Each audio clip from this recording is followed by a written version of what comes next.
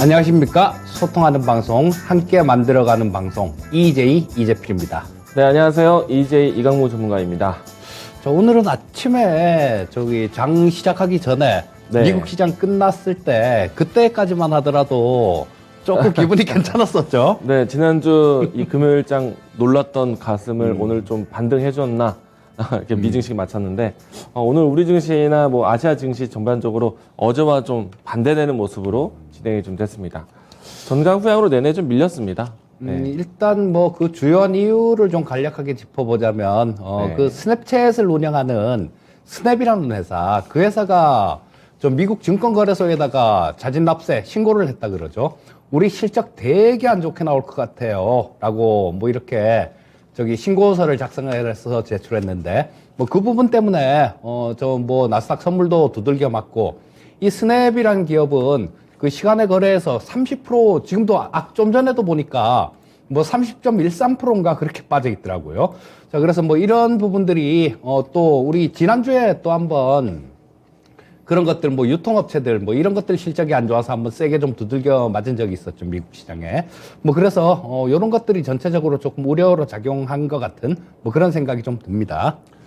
일단 뭐 스냅 쇼크다라는 이야기도 나오기도 하는데, 또 한편으로는 어제는 이 바이든의 효과를 좀 좋은 뉴스만 많이 받아들였었거든요. 중국 증시나 중화권 증시가 모두 다 반등했을 때 대중 관세 인하에 대한 내용들을 좀 긍정적으로 받았었고, 오늘 같은 경우에는 바이든의 발언 중에서 만약에 대만 지역에서 안 좋은 일이 있다면 군사력 개발할 것이다, 예스라고 예. 이 내용들의 뉴스가 좀 계속 회자되다 보니까 전반적으로 아시아 증시, 중국 경제에 대한 이야기들이 좀 나왔다라고 할 수 있을 것 같습니다.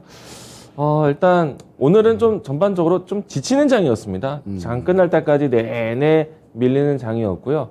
그리고 날씨도 오늘 좀 지치는 날씨였습니다. 네. 그리고 근데 네. 이 중국 같은 경우는 네. 되게 민감해요. 거기 뭐 그러게요. 하와이 중국이라고. 네. 막 그런데 솔직히 대만 땅이 네. 저 중국 거 아니거든요, 솔직히. 옛날에 그 청나라 네. 때, 네. 강희제 때, 네. 그때 점령한 거예요. 명나라 때까지만 해도 그냥 니들대로 살아. 그런 땅이었었는데, 네. 그 참 그렇더라고요. 일단 윤석열 정부에서는 IPEF 같은 경우에는 우리 국익에 도움이 될 것이다, 반드시 참여하고 적극적으로 활동해야 된다라고 이야기를 하다 보니까 우리나라는 아무래도 이 수출 의존도가 높은 수출 중심의 국가인데 중국의 의존도가 굉장히 높잖아요. 그렇죠. 중국의 눈치를 볼 수밖에 없을 것 같습니다. 근데 중국이 지금 조금 전에처럼 막 하지는 못하는 것 같아요. 관세 인하는 아주 달갑게 받아야 되거든요. 왜냐면은 중국의 셧다운 문제가 전반적인 중국의 재가동, 뭐 경기 우려에 대한 내용들을 빨리 바꿔줄 수 있기 때문에 일단은 중국의 입장에서도 어떤 어조로 이야기할지, 저는 바이든 대통령이 일본의 순방까지 마치고 돌아갔을 때 중국은 과연 어떤 이야기를 할지, 그게 제일 궁금한 것 같습니다. 미국이 아니라 우리나라한테 네. 전에 같은 경우는 뭐 저 한국시보 그 편집장 후시진이라는 사람 보면 뭐 우크라이나 꼴 난다는 그런 막말도 하고 그랬잖아요. 근데 요번에는 네. 뭐 되게 좀 의외로 좀 조용한 그런 모습인데, 네. 지금 뭐 오늘 장중에도 중국 시장도 장중에도 또 뭐 여러 가지 조금 일이 좀 있었죠. 네. 뭐 부양책을 내놨는데 그게 또 기대에 미치지 못하는 것 같다라는 뭐 그런 부분들도 좀 있었고, 글로벌 IB 쪽에서 중국의 성장률 전망치를 내놨는데, 와, 이건 좀 UBS 쪽에서는 이 떨어뜨려도 너무 떨어뜨린 것 같아요. 3%로 이렇게 떨어뜨려 놨던데 설마 그건 아니겠죠?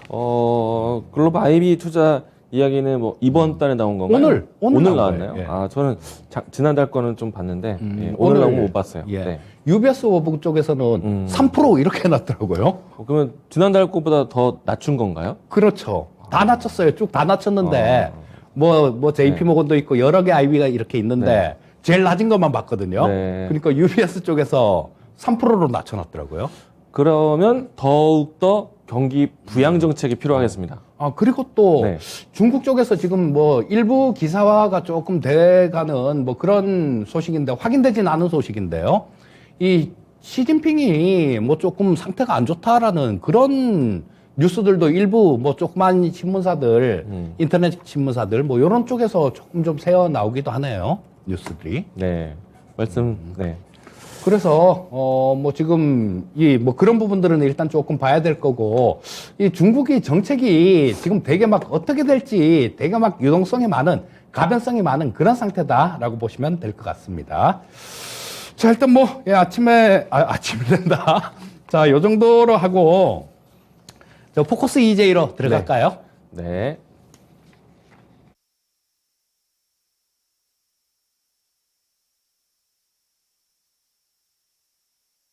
네, 오늘 제가 준비한 포커스 EJ는요, 현대차 소식 가지고 왔습니다. 현대차의 통 큰 투자 이야기를 할 것인데요. 일단 이미 이제 바이든 방한하는 일정 속에서 이재용 부회장 못지않게 정의선 회장에 대한 이 투자에 대한 대미 투자에 대한 이야기들이 아주 적극적으로 나왔었습니다. 이미 이제 방한하기 이전에도 미국에서 공장을 지을 것이다. 그리고 방한하는 과정에서 추가적인 또 투자를 진행하면서 미래의 모빌리티 사업에 대한 관심도 높여놨었죠. 자, 그리고 난 다음에 오늘 다시 한번 투자에 대한 내용들을 던져놨는데, 현대차, 기아, 현대모비스를 주축으로 해서요, 4년 동안에 국내 63조 원을 투자를 하겠다라는 이야기를 했습니다.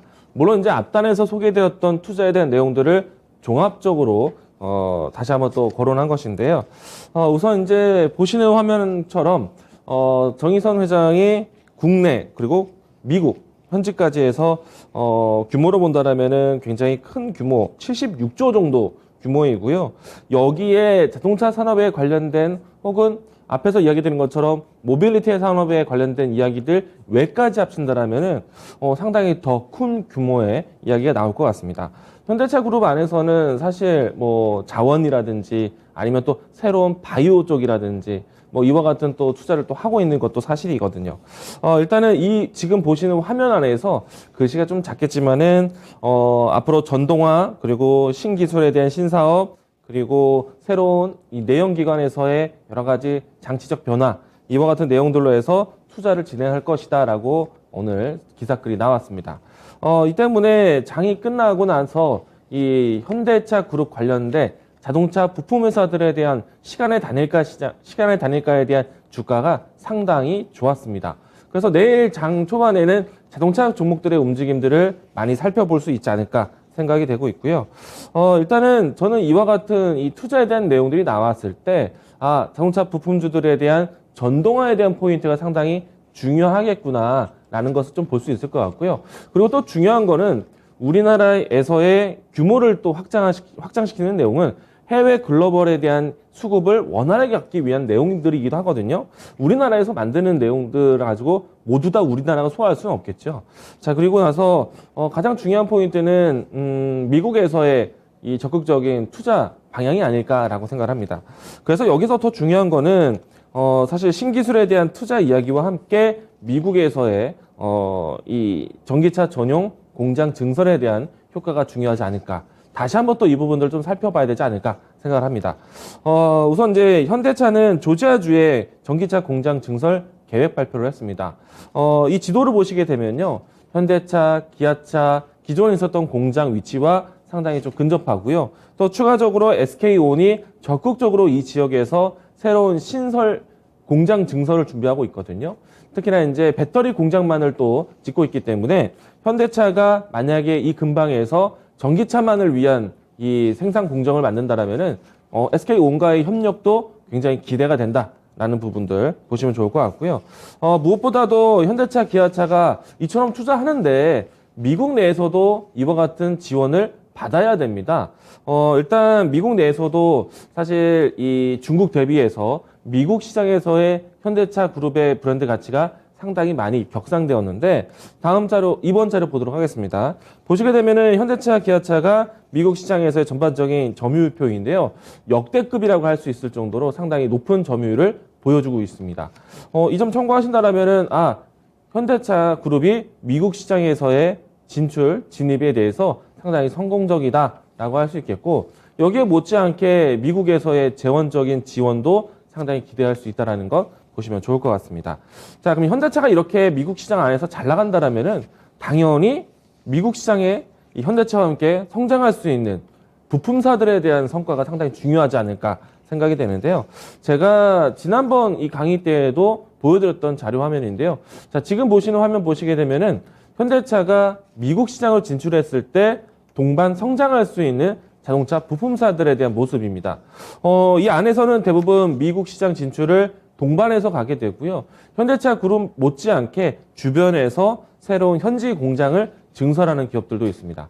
오늘 이 시간의 단일가에서 급등했던 자동차 부품주들을 보시게 되면은 이 모든 종목들이 모두 다 미국 현지에서 공장 증설 그리고 또 미국 현지에서의 공급을 같이 함께 해주는 기업이다라고 보시면 좋을 것 같고요. 여기서 조금 더 힌트를 드린다면은 지금 보시는 화면 안에서 기존에 있었던 내연 차량, 뭐 휘발유, 경유차를 만들었던 부품사들뿐만 아니라 이 안에서 EV, 그러니까 전기차 전환으로 준비하는 기업들, 또 현대차가 이번에 새롭게 통큰 투자를 이야기한 것처럼 전동화에 대한 산업을 준비하는 기업들을 조금 더 차별화해서 보시는 게 필요하겠다라고 이야기 드리겠고요.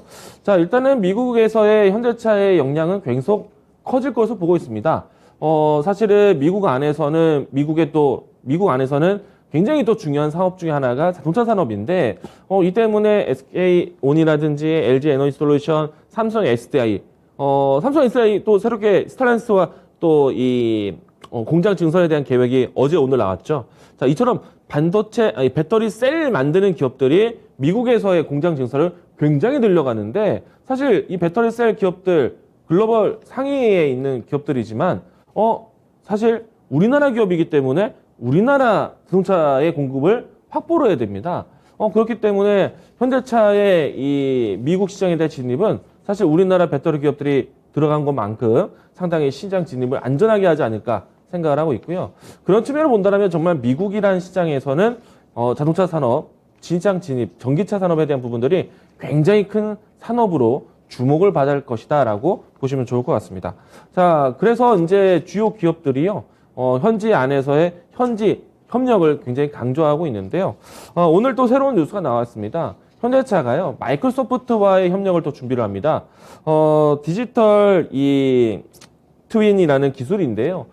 사실 마이크로소프트가 새롭게 주력하고 있는 사업부는요, 클라우드 컴퓨팅 쪽 사업입니다. 그리고 이 기반으로 해서 메타버스 사업을 준비를 하게 되는데, 일단 보시게 되면은 현실 세계에서의 현대차, 그리고 가상 세계에서의 현대차, 이렇게 뭔가 내가 실제 타고 있는 자동차를 지금 클라우드 서비스 안에서도 기술로 동일하게 이 차량을 살펴볼 수 있는 그런 시스템을 보게 되는 것이고요.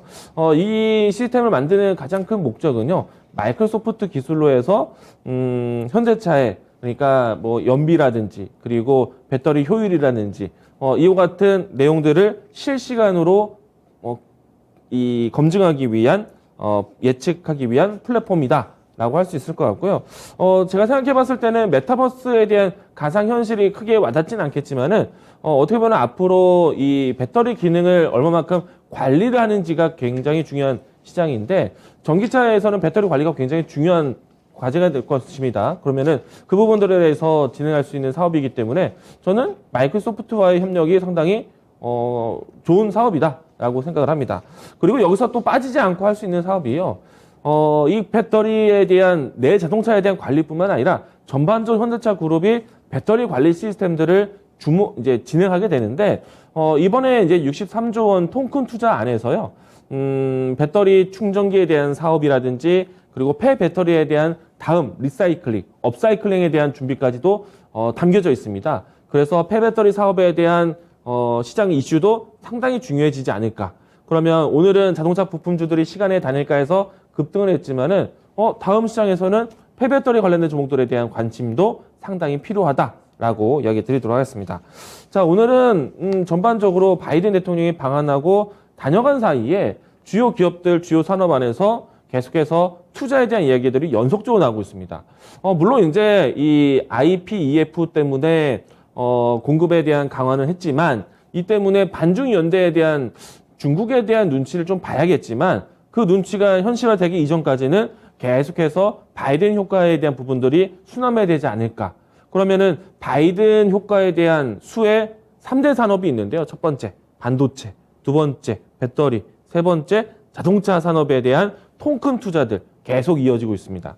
그래서 이와 같은 섹터로 해서 시장을 좀 관심 있게 봐야 된다라고 오늘 포커스 EJ 내용 준비를 했습니다.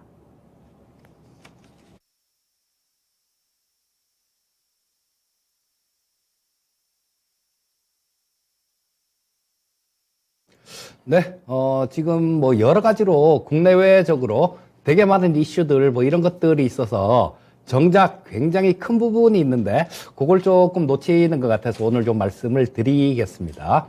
자, 지금 뭐 전 세계적으로 가장 큰 행사라고 볼 수 있는 거는 뭐 22일부터 26일까지 열리는 스위스에서 열리는 다보스에서 열리는 다보스 포럼이라고 있는데요. 요게 원래는 1월 달에 다보스 포럼이 열립니다. 근데 작년에는 온라인으로 대체를 했고요. 올해는 1월 달에는 그 아젠다만 좀 얘기를 하고 그냥 온라인으로 그러고 난 다음에 미뤄서 지금 이제 개최가 되고 있는데 여기서 나온 얘기들 뭐 그 부분들도 굉장히 시장에 굉장히 큰 부분들이니까요. 이런 것들은 뭐 어떤 큰 이런 지침이랄까 뭐 그런 거를 제시해주는 그런 부분이 있기 때문에 한번 살펴볼 필요는 있는 거죠.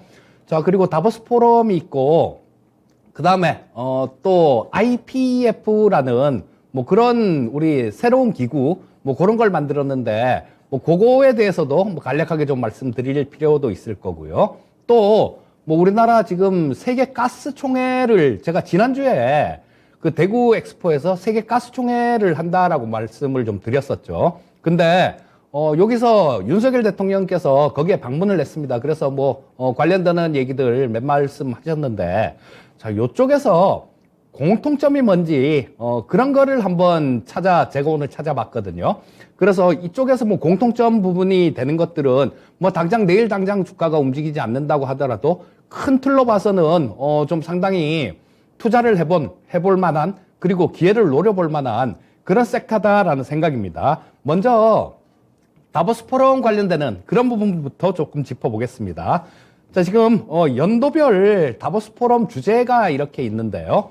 자, 이게 2016년도부터 이렇게 쭉 나오죠. 저기 보시게 되면. 근데 2016년도에 이 다보스 포럼 의장은 클라우드 슈밥이라는 분입니다. 근데 그분이 2016년도 1월 달에 다보스 포럼에서 처음으로 4차 산업혁명이란 얘기, 그 단어를 말씀을 하셨어요. 근데 이분이 뭐 저 얘기하고 난 다음에 그다음에 뭐 그해 또 알파고가 이세돌 구단을 또 이기고 막 그런 부분들이 있었기 때문에 상당히 이 세계를 이끌어가는 그런 분이다라고 볼 수 있어요. 그리고 다보스 포럼은 원래는 굉장히 성대하게 열리는 그런 행사입니다. 내년에는 우리나라 윤석열 대통령께서도 꼭 참석하겠다라는 그런 말씀을 하셨는데요. 전 세계 정상들, 뭐 재무장관들, 중앙은행장들 이런 분들이 매년 1월 달에 다보스에서 모여서 그분들이 얘기를 하는 그런 자리이기 때문에 상당히 큰 행사이기도 합니다. 2017년도에는 또 4차 산업혁명의 이해라는 뭐 그런 부분에 대해서 얘기를 했죠. 그리고 2018년도에는 소통과 책임의 리더십. 그리고 2019년도에도 4차 산업혁명 이런 얘기가 나왔어요. 2020년 같은 경우는 뭐 지속적으로 세상을 뭐 가능한 세상을 만들자 이런 부분이었고 2021년에는 그때 코로나 시국이었었죠. 이때는 클라우드 슈밥이 뭐 이때 주제로 된 게 위대한 리셋이었습니다. 그래서 저도 이 책을 좀 봤는데요. 한 번 더 봐야 되겠어요. 작년에 읽고 난 다음에 제가 책장에 그냥 두고 지금 뭐 아직까지 안 봤는데 한 번은 다 읽었어요. 근데 이런 거구나라는 거 그 정도는 좀 알고 있는데 그 부분에 대해서 한 번 더 이거 한 번 더 봐야 되겠는데 라는 뭐 그런 생각이 좀 듭니다. 자, 그때는 위대한 리셋 작년에는 그런 거였었는데 올해는 6대 핵심 영역을 좀 이렇게 정했어요. 자, 원래 주제는 전환점에 선 역사, 정부 정책과 기업 전략이라는 게 이게 주제입니다. 이게 올해 2022년도 다보스 포럼의 주제고요. 자, 여기서 6대 핵심 영역을 좀 지정을 했는데 국제 질서와 지역 협력의 복원, 이게 1번이고요. 우리 막 공급망 막 이렇게 얘기를 하고 그런 얘기를 하잖아요. 뭐 세계화 이런 얘기들을 하는데 그 내용이 여기에 들어있는 것 같습니다. 그리고 경제 회복과 새로운 성장의 시대 구축, 뭐 이런 것들도 신성장 동력들 뭐 이런 것들을 얘기하는 걸 거고요. 뭐 건강하고 평등한 사회의 건설 이런 것들은 일반적인 부분이고 4번이 기후, 식량과 자연의 수호 이런 부분들이 있죠. 자, 여기서 기후라는 그런 얘기가 나옵니다. 그리고 5번이 산업전환 유도, 6번이 4차 산업협력의 원동력 강화 이런 내용으로 되어 있는데요.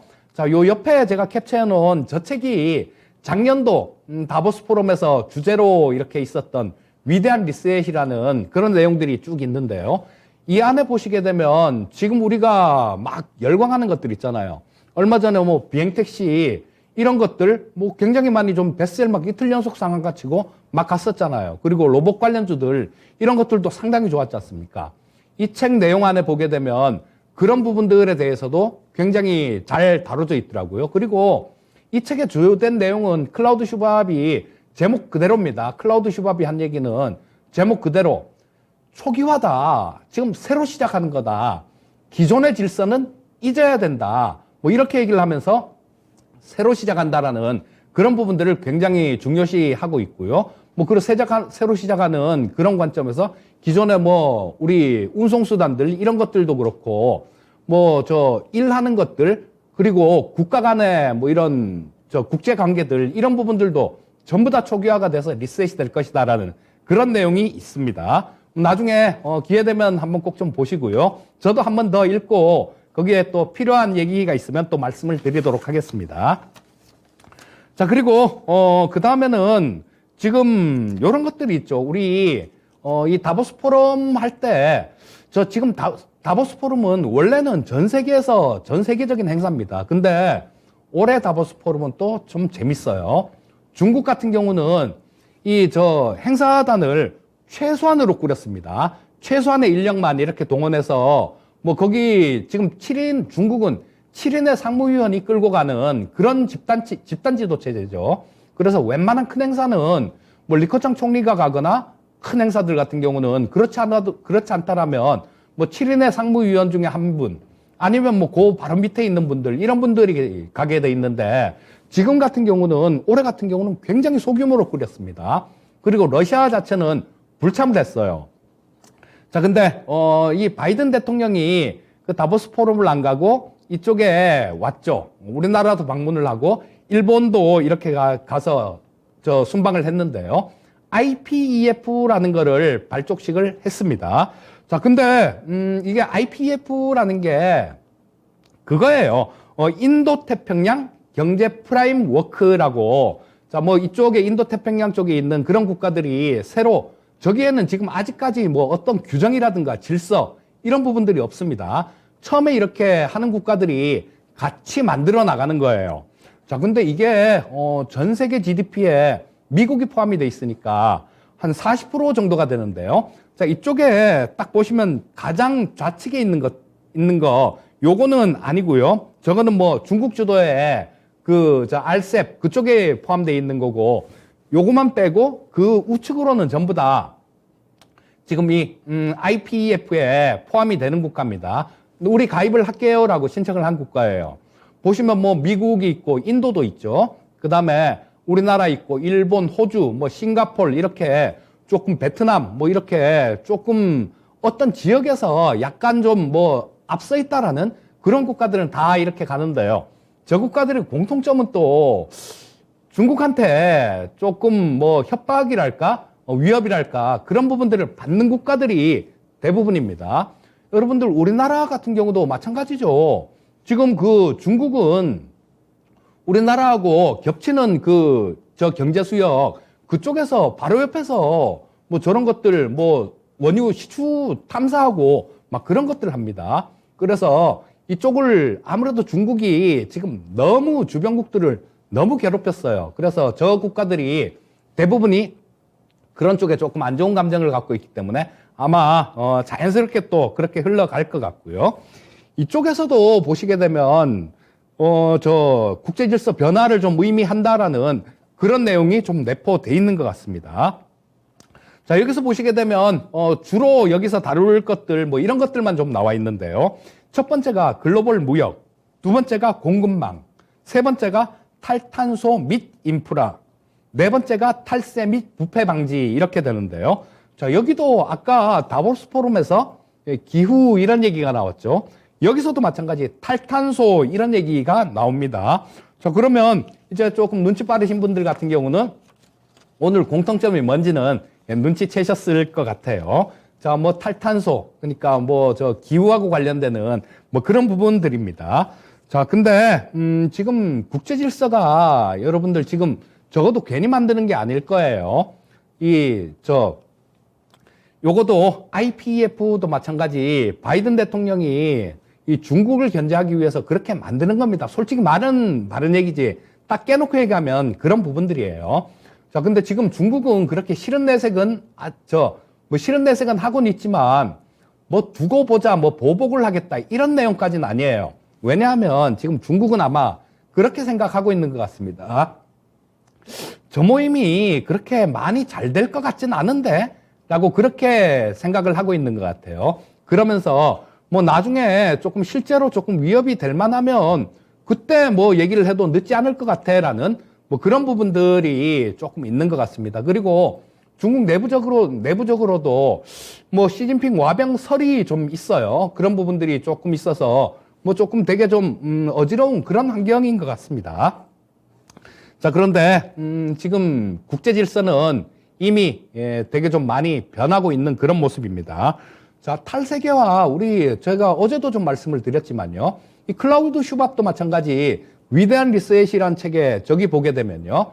미국하고 중국이 화해하기가 쉽지가 않을 것이다. 뭐 그렇게 되면 지금까지 수십 년간 이렇게 우리가 편안하게 누렸던 이런 상 같은 경우도 초기화시켜서 다시 해야 될 그럴 가능성이 많다라고 뭐 그런 얘기도 그 책에 좀 적혀 있습니다.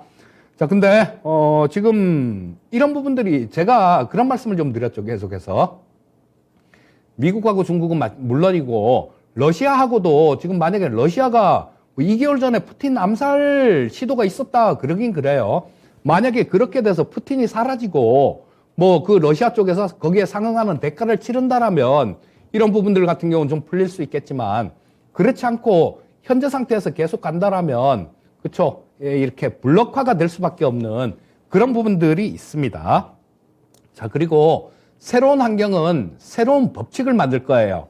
그걸 만들기 위해서 바이든 대통령은 IPEF라는 걸 지금 구체적인 뭐 이런 거를 만들지도 않고 큰 덩어리만 이렇게 던져서 이렇게 저 국가들을 이렇게 규합하고 있는 그런 모습이고요. 자, 이런 과정은 원래 그렇습니다. 뭐든지 그래요. 평온한 시절에는 뭐 어떤 크게 이렇게 될 수 있는 그런 방법이 없죠. 자, 우리 뭐 저런 것들, 왕조가 바뀌는 이런 부분들도 마찬가지잖아요. 굉장히 어려운 시대가 이렇게 닥치고, 뭐 기근이 닥친다든가, 그러면서 뭐 누가 이렇게 반란을 하면서 민심을 잡고, 그러면서 왕조가 바뀌고 조용해지고 그러지 않습니까? 자, 그런 때마다 이 국민들은 굉장히 힘들어요. 굉장히 힘들지만, 그게 지나고 나면 또 그 과정에서 엄청난 기회를 잡는 그런 분들도 있습니다. 자, 이런 새로운 환경은 새로운 국제 질서는 우리나라도 마찬가지고요. 여러 국가들한테 굉장히 큰 위기하고 기회가 공존하는 그런 뭐 형태로 작용할 겁니다. 여러분들 진짜로 지금 잘 적응을 해야 되는 게요. 예전에 아르헨티나가 세계 10위의 경제 대국이었습니다. 그리고 우리 어렸을 때 나온 만화 영화, 뭐 엄마 찾아 산말리 이런 만화 영화가 있거든요. 근데 그쪽에서 유럽의 애들이 자기네 엄마를 찾아 뭐 산말리를 이렇게 갔다라는 뭐 그런 내용의 만화였는데요. 거기 그 엄마가 가서 식모살이를 하고 있었는데 거기가 바로 아르헨티나입니다. 그러니까 우리가 어렸을 때 아르헨티나의 위상이 얼마나 컸던 건지 그 부분 알 수 있을 겁니다.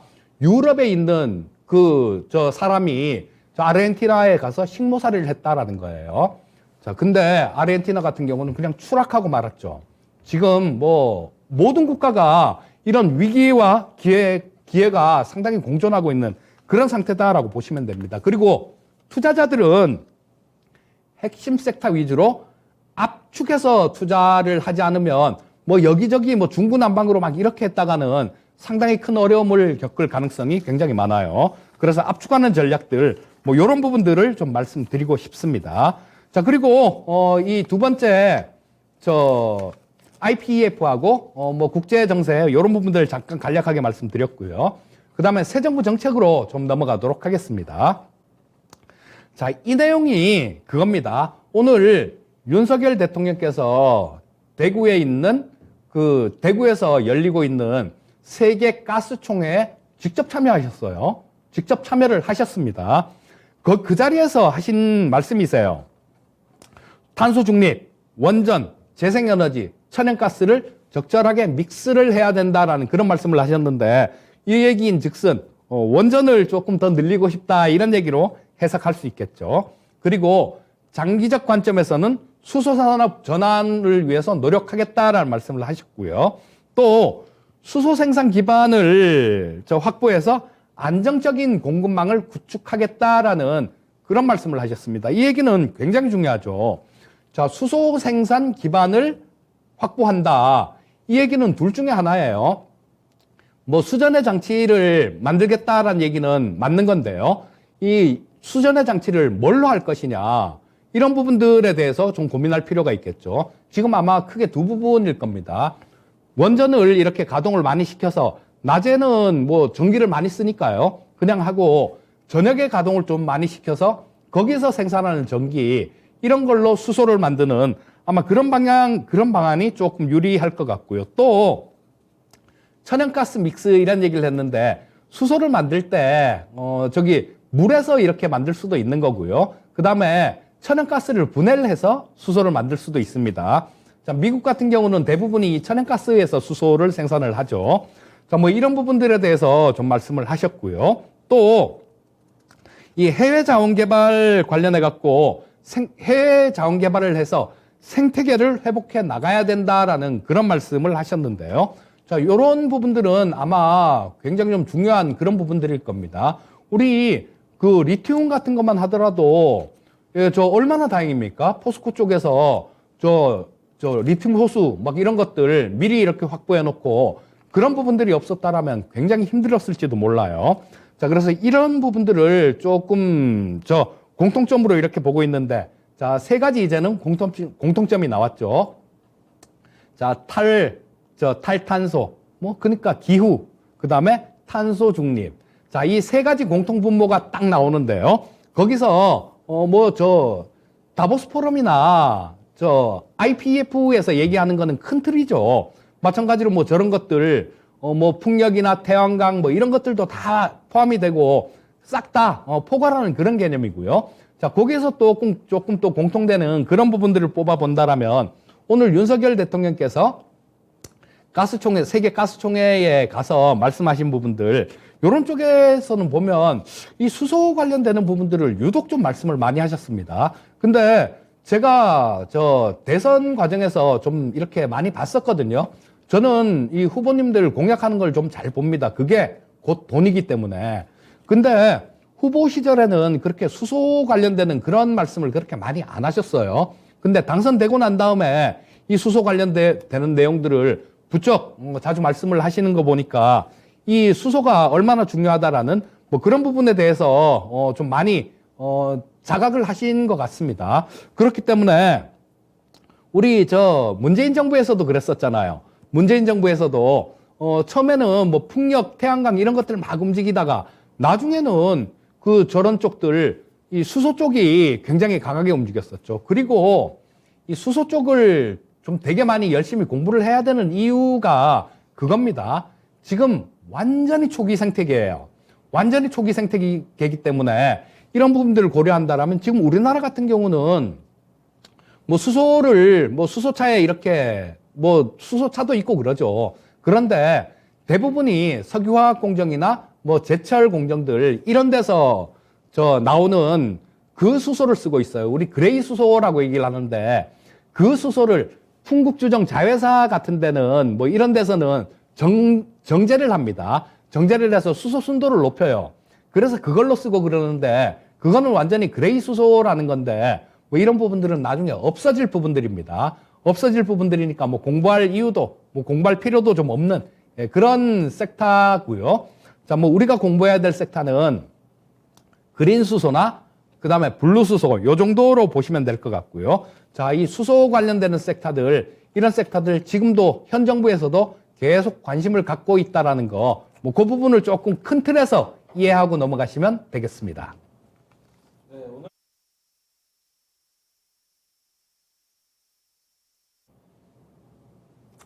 네, 오늘도 유튜브가 열려 있습니다. 많은 분들이 유튜브를 통해서 이야기들을 많이 건네주고 계신데요. 오늘 저희가 다보스 포럼과 또 현대차에 대한 투자 소식을 건네드렸는데, 그 관련된 질문들도 많이 올라왔던 것 같습니다.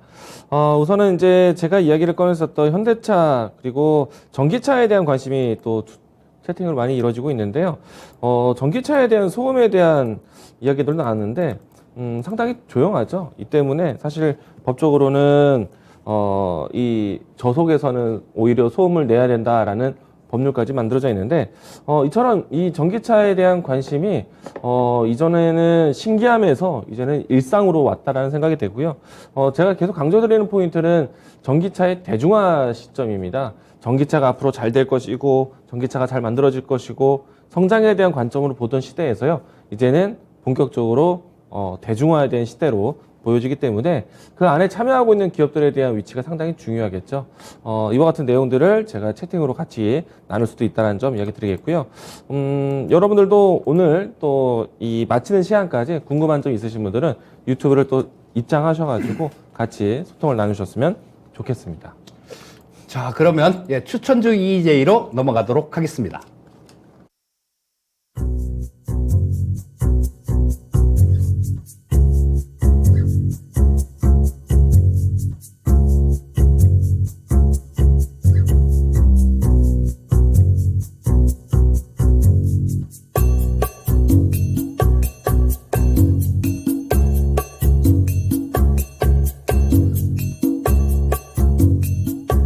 네, 오늘 제가 준비한 종목은 엔캠입니다. 이 자리를 통해서 엔캠이라는 종목을 많이 소개를 반복적으로 하기도 했었는데요.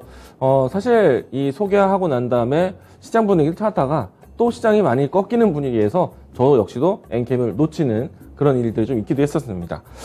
그런데 다시 한번 이 종목은 꼭 잡고 가야겠다라는 생각으로 해서 엔캠을 다시 한번 가지고 왔고요. 2차 전지 쪽에서의 소재 또 특히나 전해액을 만드는 회사인데 국내외 시장에서 상당히 점유율이 높은 회사다라고 할 수 있겠습니다. 사실 제가 엔캠을 소개하는 이유는요, 이 전해액, 전해질을 만드는 기업들은 사실 한정적으로 정해져 있습니다. 그런데 이 기업들에 대한 캐파 능력이 앞으로 사실 전기차의 대중화를 준비하는 데 있어서 양극재도 지금보다 더 많이 필요하고 음극재도 분리막도 전해질도 많이 더 지금 현재 이 이상으로 필요하게 되는데 사실 이 한정된 기업들에 대한 캐파 능력은 제한적입니다. 이 말은 무슨 뜻이냐면요. 이 전해질, 전해액 같은 경우에는요, 불산으로 만들어지게 되는데, 불산이라는 이 소재 자체가 사실 인허가가 쉽게 나오진 않습니다. 유해 물질이기 때문이죠. 이 때문에, 캐파를 얼마만큼 확보하고 있는지가 가장 중요한 기준이 된다라고 말씀드렸고요. 엔캠 같은 경우에는 국내외적으로 해서 이 생산 공정을 준비가 되어 있는 아주 캐파가 단단한 기업이다라고 보시면 좋을 것 같습니다. 우선은 이제 지금 보시는 화면 같은 경우에 주요 생산 거점을 통해서 엔캠이 캐파 능력을 갖추고 있다는 것을 보여주는 차트이고요. 다음 차례도 보도록 하겠습니다. 이 때문에 엔캠이 앞으로 갖출 수 있는 캐파 능력에 대한 추이인데요. 가장 중요한 것은 소재 공급을 앞으로 얼마만큼 해줄 수 있느냐, 파이프라인을 늘릴 수 있느냐에 대해서 상당히 기준점이 다르다. 양극재와 음극재와 분리막과는 좀 다른 결의 소재를 보셔야 된다라고 얘기 드리겠고요. 일단은 이 엔캠 같은 경우에는 이 때문에 주요 세일 기업과 주요 자동차 회사와 직접적인 연결을 가지고 있습니다. 특히나 이제 최근에 와서는 SK온과 포드사의 합작 이 준비가 엔캠까지 더해지면서 상당히 시너지가 날 것을 보고 있고요. 그리고 앞으로 이제 시장에서 중요한 거점 중에 하나는요. 지금 미국에 대한 이야기를 많이 건네드리고 있지만은 중국과 유럽과 미국 이 모든 지역들을 보셔야 됩니다. 앞에서 제가 생산 거점에 대한 지역을 이야기 드렸던 것처럼 유럽에서도 또 중국에서도 미국에서도 생산 거점 가지고 있는데 지금 최근에 와서는 이 유럽 지역의 터키의 새로운 공장 증설에 대한 모멘텀을 갖고 있다는 점, 그리고 가장 최근에 또 새롭게 나온 뉴스는요, 중국에 있는 전해질 만드는 기업을 새롭게 인수를 했습니다. 물론 이제 투자자 입장에서는 기업이 대규모 자금을 통해서 인수를 해왔기 때문에 자금 지출이라고 볼 수도 있겠지만은 나중에 이 중국에서의 인수된 기업에서의 캐파는 결국에는 중국에서 소비되는 것들뿐만 아니라 우리나라로 가져와서 글로벌 공급까지 이루어질 수 있기 때문에 확실히 다른 경쟁사 대비해서 엔캠은 캐파에 대해서는 확실하다라고 보시면 좋을 것 같습니다. 그렇기 때문에 저는 계속해서 엔캠 잡아야 된다라고 말씀드리고 있고요. 자, 그러면 이 종목에 대한 주가 흐름 보면서 종목 가격 전략 보도록 하겠습니다. 자, 엔캠은 사실 뭐 큰 하락까지는 아니었지만 그래도 시장의 조정을 같이 따르고 있는 종목 중 하나이고요. 직전에 있었던 하단권은 대략 한 85,000원 라인대에서 지켜줬던 저점이 최근에 와서는 75,000원 라인대까지 밀려있는 모습 보여주고 있습니다. 자, 직전에 3월 달에 내려왔던 저점, 상장 초기에 나왔던 저점, 지금 현재 위치를 다시 한번 가져가고 있기 때문에 여기서 추가적인 하락이 나온다라면 다시 봐야겠지만 이 라인대를 지켜준다라면 저는 또 가장 낮은 저점을 준비해야 된다라고 생각을 합니다. 자, 이 종목 같은 경우에 제가 이런 얘기를 했습니다. 자, 이 종목에 대한 목표가 25만 원, 20만 원 이와 같은 이제 보이지 않는 가격을 제시를 많이 해드렸는데 일단은 박스권에 대한 높이를 시청자분들에게 먼저 제시하겠습니다. 1차적인 목표가는 89,000원, 그러니까 9만 원 라인대에서 이전에 있었던 매물대 진입을 먼저 보도록 하겠고요. 다음에 2차 목표가는 이 라인대를 지켜준다고 했을 때는 안정적인 저점으로 보고 여기서 보이지 않는 가격 20만 원대까지 목표가 또 제시해 드리도록 하겠습니다. 손절 라인대는 71,000원 제시하도록 하겠습니다.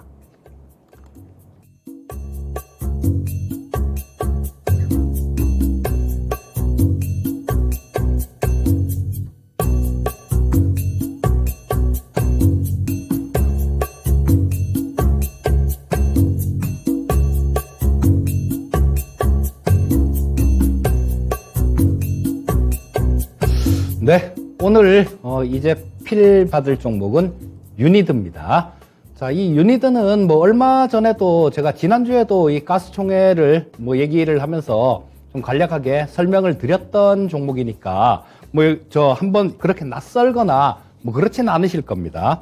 아까 제가 정부 윤석열 대통령께서 저 대구 가서 어떤 얘기를 하셨는지 좀 말씀을 드렸으니까 뭐 그 부분을 기억을 하시면 좋을 것 같습니다. 그 중에 정부에서는 수소 생산 기반을 확보해서 안정적 공급망을 구축하겠다라는 그런 얘기를 했죠.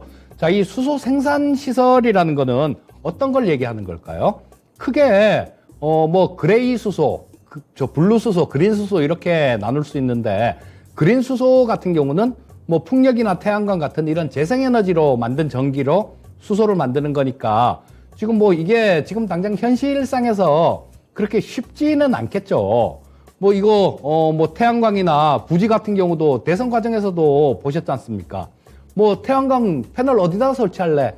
뭐 그런 얘기들, 산 깎아서 하면 산 다 무너지는데 이런 얘기들도 하시고 국회에서도 막 싸우잖아요. 그리고 풍력도 마찬가지 좀 주민들 동의라든가 뭐 그런 부분들이 필요합니다. 해상 풍력도 마찬가지예요.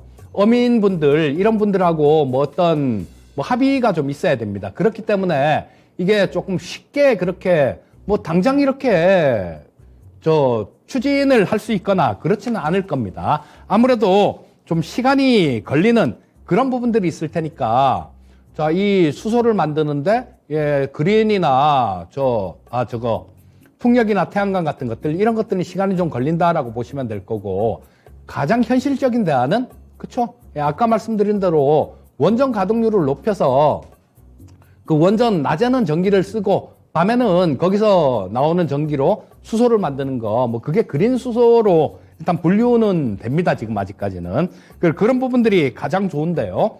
자, 지금 이런 부분들이 뭐 지금 바로 과도기적으로 대안이 될 수는 없습니다. 그린 수소 같은 경우는 궁극적으로는 우리가 가야 될 길이에요.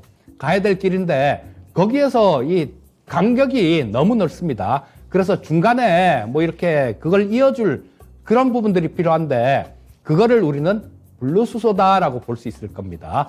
블루수소는 뭐냐면요. 지금 이 수소는 여러 가지 공정에서 굉장히 많이 나와요.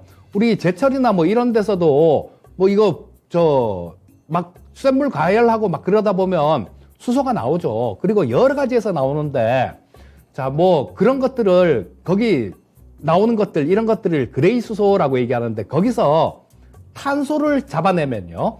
탄소를 못 나가게 딱 잡아내면 그걸 갖고 블루 수소다라고 얘기를 합니다. 그래서 지금 현실상에서 이 수소를 가장 좀 원활하게 만들 수 있는 그런 부분들은 그린 수소까지는 아직까지 시간이 좀 남았고 블루 수소다라고 보시면 되고요.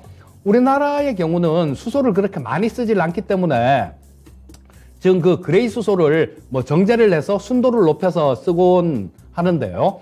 자, 미국 같은 경우는 굉장히 이 수소를 만들어내는 부분을 거의 천연가스에서 뽑아냅니다. 천연가스는 탄소 하나하고 수소 4개가 결합된 게 메탄 성분이죠. 그게 주기 때문에 거기서 고온고압의 수증기하고 결합을 시켜서 거기서 CO2가 발생되고 수소를 따로 떼내는 그런 부분들이 되게 되는데요. 자, 그렇기 때문에 이 탄소 포집 장치가 필요한 거예요. 탄소를 뭐 그 상태로 그냥 천연가스에서 수소만 떼내고 공중에 날려보내면 그건 그레이 수소입니다. 그레이 수소인데 자, 뭐 이거는 뭐 탄소 줄이자고 하는 짓인데 그렇게 해서 탄소가 발생되면 안 되지 않습니까? 자, 그래서 그 탄소를 포집을 해서 뭐 이걸 어디 다른 데 사용을 하거나 아니면 뭐 천연가스나 유전 같은 것들 이런 것들을 뽑아내고 그 땅의 빈 공간 이런 데다가 저장을 하는 부분들 뭐 그렇게 처리를 합니다. 자, 근데 그거를 갖고 우리는 블루수소다라고 얘기를 합니다. 그렇게 되면 자, 이 뭐 수소 생산 장치라고 뭐 이렇게 보면요. 크게 포집 장치가 있을 수 있겠죠. 그리고 수소하고 산소하고 물에서 수소하고 산소를 떼내는 그런 공정이 필요할 겁니다. 근데 그런 공정은 여러분들 우리 연료전지 관련돼서 제가 전에 막 강의도 배워야 한다 하고 투자이신에서 강의도 많이 해드리고 그랬었는데요. 그 부분들 연료전지를 거꾸로 이렇게 돌리면요. 그게 수전의 장치가 되는 겁니다. 그러니까 이 공정상의 차이만 있을 뿐 거의 뭐 이렇게 만드는 거는 연료전지 스택하고 거의 흡사하다라고 보시면 돼요. 자, 그렇기 때문에 뭐 그런 부분들하고 관련되는 종목군들 그런 것들이 관련이 있을 거고요. 오늘은 가장 현실에서 가까운 블루수소 관련되는 종목을 한 종목 말씀드리겠습니다. 자, 탄소를 포집을 하는데 포집재가 있죠. 근데 요게 우리나라에서는 키어졸이라는 걸 쓰는데요. 자, 거기에 주성분이 탄산칼륨입니다. 근데 이 유니드가 이 탄산칼륨 글로벌 1위 업체예요. 그리고 근데 이게 뭐 포집할 수 있는 그 포집재도 마찬가지로 각국마다 쓰는 게 좀 다릅니다. 그 재료도 좀 다르고 그렇기 때문에 다른 나라에서도 전부 다 탄산칼륨을 쓰는 건 아니에요. 그래서 뭐 전부 다 들어가는 원료가 좀 틀리기 때문에 워낙 산업 초반기이기 때문에 가변성이 상당히 좀 많습니다. 자, 근데 어쨌거나 지금 우리나라에서 쓰는 거는 탄산칼륨을 주된 원료로 쓰는데요. 자, 저기에 비중이 좀 나오죠. 탄산칼륨 글로벌 1위 업체, 뭐 전체 글로벌 시장 점유율이 30% 정도가 됩니다. 그래서 이런 부분들이 탄소를 포집하는 그런 거 외에도요. 저 탄산칼륨 같은 경우는 비료의 원료로 쓰이기도 합니다. 비료가 굉장히 많이 올랐죠. 자, 따라서 저 탄산칼륨 가격도 굉장히 많이 올랐다라고 해석을 하시면 될 것 같습니다. 자, 그래서 이거는 그레이 수소를 블루 수소로 변신하게 만드는 거기에 필요한 걸 만드는 기업이다라고 보시면 가장 쉽게 보실 수 있을 것 같아요. 그리고 실적 부분들이 안 좋으면 요즘 좀 곤란하죠. 실적 부분들 상당히 괜찮게 나왔습니다.